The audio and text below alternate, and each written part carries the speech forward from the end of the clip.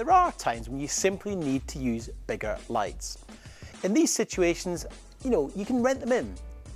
Let me talk you through some of these lights here and when you might find a use for them. First of all, this is a 5-foot octadome.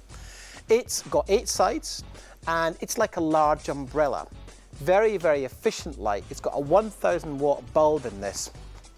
I'll bring this round. Simply, when you use a larger light source, you get a much softer light, and the light being larger wraps around the person's face and in fact whole body much more efficiently.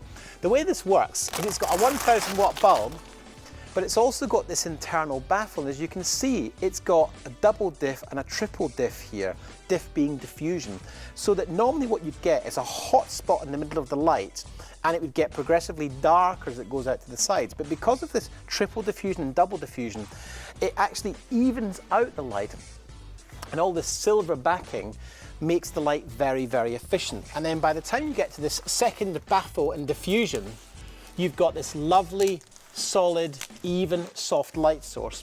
And if you wanted to, you could put the egg crate, the grid on here, and focus it even more. You could actually swap this for tungsten and daylight, so you can put a daylight light in here. We used this exterior scene, we shot the garden just a few months back doing some tests with this light. Talking of daylight lights, this is what I'm talking about. This is a 400 watt daylight fixture. Let me swing it onto here, Fred. What you can see is very clearly the daylight is much more blue than this tungsten light, which is much more orange. The daylight fixture, it's a 400 watt output, but it's much, much brighter because of the lens and the fact that it's got this daylight balanced bulb. It uses a ballast here to step up the power and the current to spark up the arc in the arc light, sometimes referred to as an arc light.